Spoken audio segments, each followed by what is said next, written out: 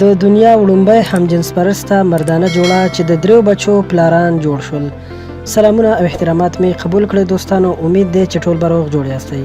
په دنیا کې د نارمل ښځې او خاوند درې بچي پیدا کېدل خو یوه عامه خبره ده، لیکن جنوبي افریقا کې په وړومبي ځل د همجنس پرستې جوړې درې بچي پیدا شوي دي. دا صرف په جنوبي افریقا کې نه بلکې په ټوله دنیا کې د خپل نوعیت وړومبی واقعه ده.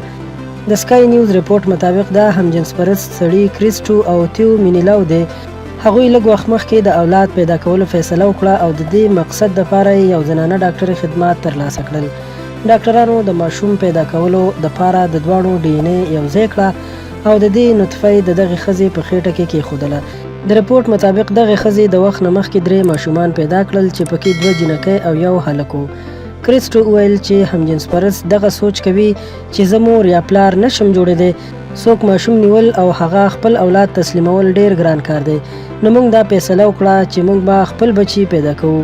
دوی وایي چې دغې ښځې سره زموږ ملاقات په یو ځای کې وشو او موږ د دې سره خبره وکړه او د رضامندي ظاهره کړه. ډیره مننه کوم دوستانو چې ویډیو مو راسره تر پایه وکتله. په دې هیله چې دا معلومات به مو خوښ شوي وي. له نورو همدغسې په زړه پورې او معلوماتي ویډیوګانو لپاره درسره هم زموږ چینل سبسکرایب کړئ. تر بلې ویډیو درنه اجازت غواړم. د الله په امان.